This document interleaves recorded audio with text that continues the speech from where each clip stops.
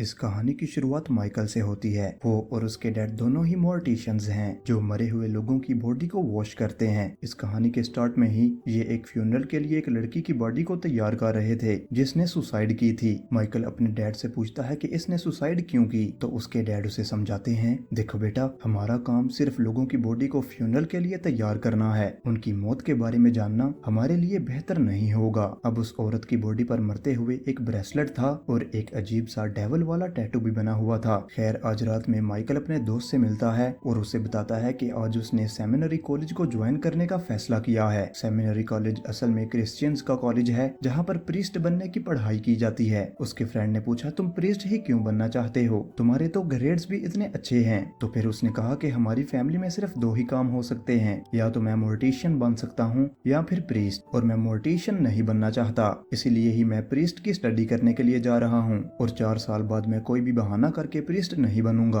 और अब कम से कम इस मोर्टिशियन वाले काम से भी मेरी जान छूट जाएगी। अब इस कहानी में 4 साल का वक्त गुजर जाता है और हमें दिखाया जाता है कि आज सब लोगों ने अपना ये कोर्स पूरा कर लिया है। अब सब लोगों को उनकी डिग्री दी जाती है और अब रात होते ही माइकल अपने फादर को रेजिग्नेशन दे देता है कि अब आगे वो एक प्रीस्ट के तौर पर अपनी जिम्मेदारियां नहीं निभा सकता। ईमेल करते ही माइकल ने अपना बैग पैक किया और यहाँ से निकल गया, लेकिन उसे रोकने के चक्कर में वो साइकिल में चलती एक लेडी से टकरा गई। वो लड़की दूर जाकर गिरी और उसके ऊपर से एक वैन गुजर गई। अब वो लड़की बहुत ज्यादा जख्मी हो गई थी। इस एक्सीडेंट को देखकर माइकल भी उनके पास आ जाता है। माइकल ने देखा कि उस लड़की की हालत बहुत ज्यादा खराब थी। इस टाइम माइकल का हुलिया बिल्कुल एक प्रीस्ट जैसा था, तो उस लड़की ने माइकल को देखकर कहा कि प्लीज मुझे ब्लेसिंग दें कि मुझे मौत आराम से आए। हालांकि माइकल ये सब करना नहीं चाहता था, लेकिन वो एक मरती हुई लड़की को इनकार भी नहीं करना चाहता था, इसलिए उसने एक प्रीस्ट के तौर पर उसे ब्लेसिंग्स दे दी। खैर, अगले दिन अब दोबारा फादर माइकल से मिलते हैं और इसे कहते हैं कि मैं तुम्हारा वो लेटर आगे सेंड नहीं कर रहा क्योंकि मुझे लगता है कि तुम बहुत अच्छे प्रीस्ट भी बन सकते हो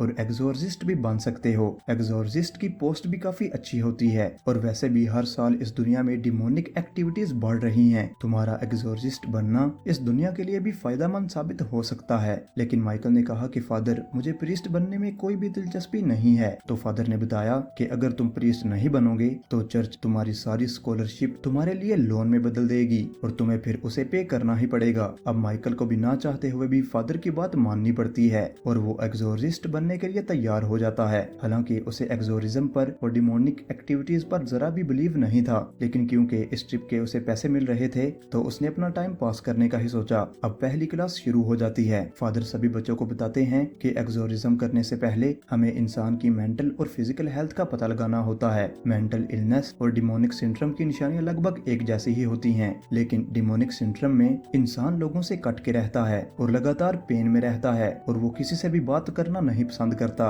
इसी क्लास में माइकल एक जर्नलिस्ट से मिलता है जो अपना जर्नल लिखने के लिए ये कोर्स कर रही थी। इसी क्लास के दौरान फादर ने माइकल का एग्जोरिज्म पर बिलीव ना होना सेंस कर लिया था, इसीलिए वो माइकल को फादर लूकस से मिलने को कहते हैं जो एग्जोरिज्म में बहुत ज्यादा एक्सपर्ट थे। अब उनकी बात मानते हुए माइकल उनके घर चला जाता है। उनका घर बिल्कुल एक खंडर जैसा था। अब फादर उसे अपने घर के अंदर ले जाते हैं जहाँ पर उनकी एक क्लाइंट आई हुई थी। उस लड़की को देखकर माइकल को ये नहीं लग रहा था कि वो पोसेस्ड भी हो सकती है, क्योंकि वो बिल्कुल ही नॉर्मल लग रही थी। तो उसने फादर से सवाल किया कि आपको कैसे पता कि ये लड़की पोसेस्ड है। फादर ने उससे कहा कि तुम अपनी कोई चीज इस बैग में डाल दो। माइकल को उनकी बात की समझ नहीं आई, लेकिन उसने एक अमेरिकन डॉलर एक बैग में डाल दिया और उसके बाद वो दोनों उस लड़की के सामने चले गए। फादर ने लड़की से पूछा, बताओ माइकल के बैग में क्या है। लड़की ने कहा कि मुझे कैसे पता हो सकता है। फादर ने उसे गैस करने को कहा। लड़की ने गैस करने से भी मना कर दिया। जब फादर ने उस पर जोर डालना शुरू किया तो उसके अंदर का डीमन जाग उठा और आखिरकार उस लड़की ने बता दिया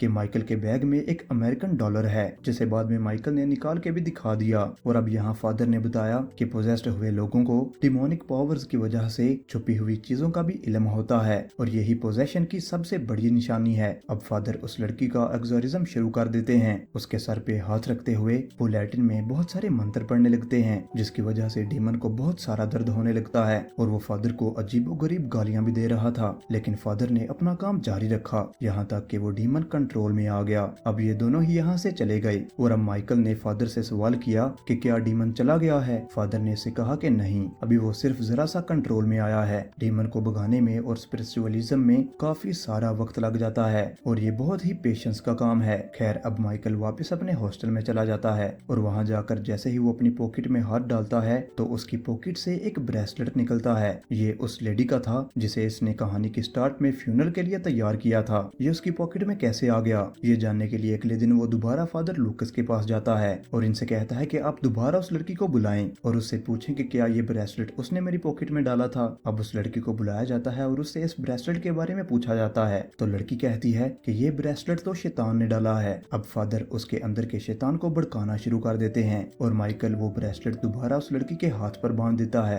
और तभी वो लड़की जैसे पागल सी हो जाती है और माइकल से कहती है कि क्या तुम्हें वो औरत याद है जिसे तुमने उस दिन नहलाया था। वो लड़की तुम्हें हेलो बोल रही है। उसकी ऐसी हालत देखकर फादर उसे फिर से कंट्रोल करने लग जाते हैं जबकि शैतान उस लड़की के ऊपर हावी होकर माइकल का गला दबाने लग जाता है। तब फादर उस लड़की का कान पकड़कर दोबारा कुछ मंत्र पढ़ने लगते हैं जिससे शैतान को बहुत ज्यादा तकलीफ होने लगती है और उस लड़की को भी वॉमिट होने लगती है। उसकी वॉमिट में लकड़ी के कुछ टुकड़े और खून निकल रहा था और आखिरकार वो रिलैक्स भी हो जाती है। यहाँ पर हमें भी एक मर्तबा के लिए लगा कि उसके अंदर का शैतान निकल चुका है, लेकिन ऐसा तो बिल्कुल भी नहीं था। वो अभी भी सिर्फ जरा सा कंट्रोल में ही आया था। अब आज के इस हादसे के बाद माइकल को थोड़ा बहुत एक्सोर्सिज्म पर बिलीव होने लगा था। अब अगले दिन फादर लूकस दोबारा उसे अपने घर बुलाते हैं क्योंकि आज उन्हें एक और एक्सोर्सिज्म के लिए किसी के घर जाना था। आज मौसम काफी ठीक था लेकिन फिर भी फादर ने उसे एक अम्ब्रेला दे दी और इससे कहा कि रास्ते में बारिश होने वाली है। अब माइकल को उनकी बात अजीब लगी लेकिन ये लोग चल पड़े और रास्ते में सच में ही बारिश होने लगी। ये लोग अब उस बच्चे के घर गए जिसका कहना था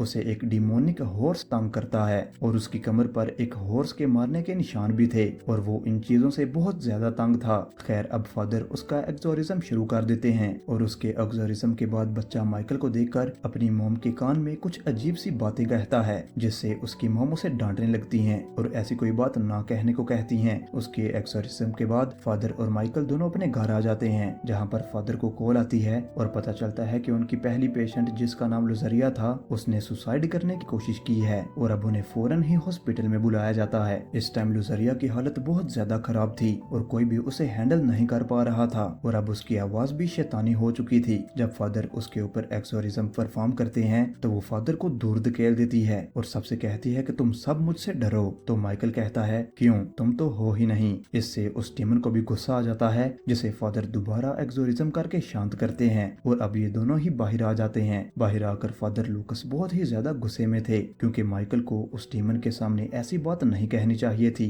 इससे एक्सोर्सिज्म खराब हो सकता था लेकिन माइकल अभी भी इन चीजों को डिनाई करके यहाँ से चला जाता है। अब अगली सुबह हम दोबारा लुजरिया को देखते हैं जिसकी तबीयत बहुत ज्यादा खराब हो रही थी और इस टाइम उसके ऊपर शैतान भी हावी था। इसके पास कोई भी नहीं था और इसके हाथ पांव भी बंधे हुए थे। बड़ी ही मुश्किल से वो अपने आप को घसीटते हुए अलार्म के बटन के पास ले जाती है लेकिन जब तक ये लोग उसके रूम के पास आते हैं तो देखते हैं कि लुजरिया और उसका पैदा हुआ बच्चा दोनों ही मारे जा चुके हैं। ये बात जैसे ही फादर लूकस को पता चलती है तो वो बहुत बुरी तरह से टूट जाते हैं और अब फादर लूकस का भी अपने एक्सोर्सिज्म से विश्वास उठने लगा था और अब वो यहाँ से चले जाते हैं और अब हम देखते हैं कि माइकल उस जर्नलिस्ट से मिलने आया है। वो उस जर्नलिस्ट को सारी कहानी सुनाता है कि किस तरह लुजरिया के ऊपर एक डीमन ने कब्जा कर लिया और इन लोगों ने एक्सोर्सिज्म भी किया लेकिन इसके बावजूद भी डीमन ने लुजरिया को मार डाला। वो अभी तक इसी कश्मकश से नहीं निकल पा रहा था कि क्या ये सब चीजें ठीक होती भी हैं या नहीं। खैर इस मीटिंग के बाद वो अपने हॉस्टल के रूम में आकर सो जाता है और जब उसकी आंख खुलती है तो वो अपने मोर्टिशियन वाले रूप में था।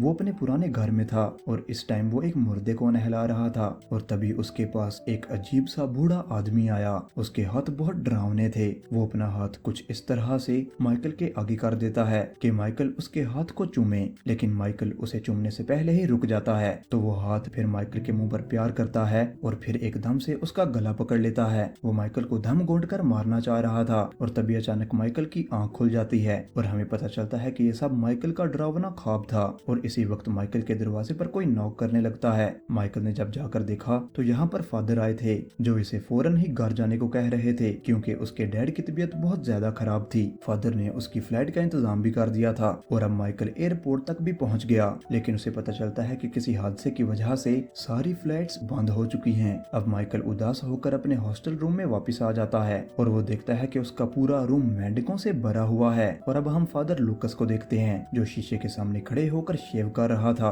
और एकदम से उन्होंने अपने गाल के ऊपर कट लगा लिया। उनकी ऐसी अजीब हरकतों की वजह ये थी कि फादर लूकस असल में पोजेस्ड हो चुके हैं। क्रिश्चियनिटी में माना जाता है कि अगर कोई प्रीस्ट एक्सोरिज्म करने में फेल हो जाए तो डिमोनिक पावर उसे ही पोजेस्ट कर लेती हैं। और फादर लूकस के साथ भी कुछ ऐसा ही हुआ था। असल में वो लुजरिया का एक्सोरिज्म ठीक तरह से परफॉर्म नहीं कर पाए थे। वो उसके डीमन को जब कंट्रोल नहीं कर पाए तो उनका अपना ही फेथ कम होने लगा। उनका जब फेथ कमजोर हुआ तो डीमन ने उन्हें ही पोजेस्ट करना शुरू कर दिया। और उनके पोजेशन की निशानी ये भी थी कि उन्हें बारिश होने का पहले से ही पता चल गया था। ये भी डिमोनिक पावर्स की वजह से हुआ था। और जब वो बच्चे का एक्सोरिज्म करने गए थे तब भी वो बच्चे की कमर पर घोड़े के पाँव के निशान देखकर जोर जोर से हंसने लगे थे। असल में उस टाइम उनके अंदर भी डीमन ही था। और अब लुजरिया के मरने के बाद उनका अपना फेथ बिल्कुल ही खत्म हो चुका था और उनका अपने से और अपने रिलीजियन से बिलीव बहुत ज्यादा कम हो गया था। इसलिए अब डीमन ने उन्हें पूरी तरह से पोजेस्ट कर लिया था। ऐसे में जब कोई बच्ची भी फादर से ब्लेसिंग लेने के लिए जाती है तो फादर उसे जोर से थप्पड़ लगाकर दूर कर देते हैं। और अब हम देखते हैं कि माइकल ने अपने रहने के लिए एक नया रूम ले लिया है, क्योंकि अब उस हॉस्टल रूम में वो रह नहीं सकता।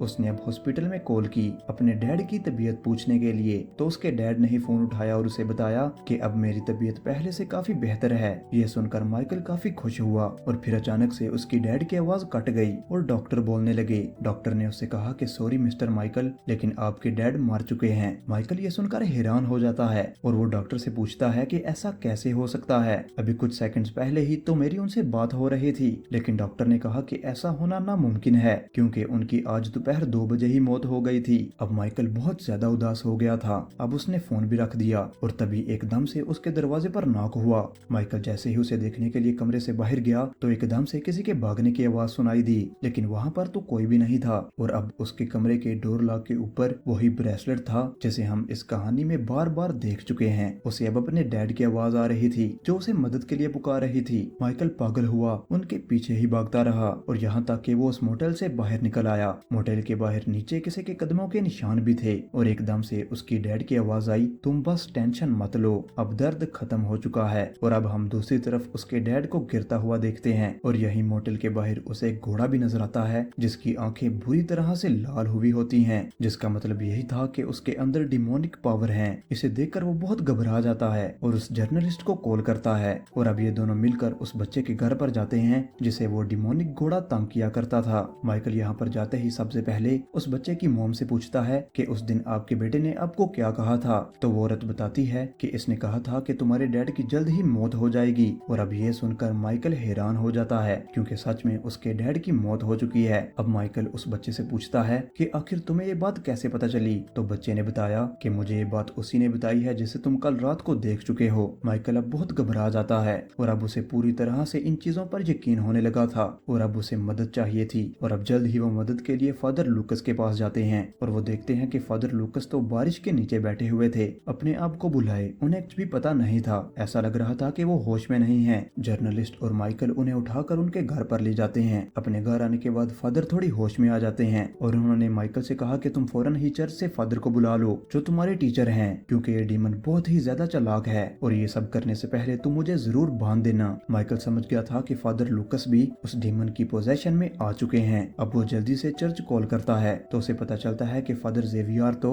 आउट ऑफ टाउन थे और 2 दिन बाद आने वाले थे। इस सिचुएशन को कंट्रोल करने के लिए अब वो क्या ही कर सकते थे। अब माइकल खुद ही एक्सोरिज्म परफॉर्म करने का फैसला करता है, लेकिन क्योंकि माइकल को पहले एक्सोरिज्म पर बिलीफ नहीं था, उसका फेथ ज्यादा अच्छा नहीं था, तो यहाँ डीमन उसे ही कमजोर करने की कोशिशों में लग जाता है। ये शैतान अब फादर लूकस को भी बहुत ज्यादा तंग कर रहा था, उन्हें दर्द दे रहा था। इसलिए जर्नलिस्ट और माइकल फादर को कुर्सी पर बिठाकर उन्हें बांध देते हैं, लेकिन ये शैतान बहुत ज्यादा ताकतवर था। कुर्सी पर बैठे हुए ही उसने उस लड़की को बेहोश कर दिया और अपनी रस्सियां तोड़कर एकदम से उसने माइकल के ऊपर हमला बोल दिया। उसने माइकल का गला पकड़ लिया और उसके दिमाग को भी अपने कंट्रोल में लेने लगा। अब वो माइकल को पोसेस करके उससे पूछता है कि बताओ तुम किस पर यकीन रखते हो, मुझे बताओ कि मैं कौन हूँ और मैं कितना ताकतवर हूँ। उसकी बातें सुनकर माइकल पोसेस होने लगता है और इससे कहने लगता है, हाँ तुम डीमन हो और तुम ही सबसे ज्यादा ताकतवर हो और मैं डीमन पर बिलीव करता हूँ। हालांकि ये सब कहते हुए उसके दिमाग में बार बार गॉड की याद आ रही थी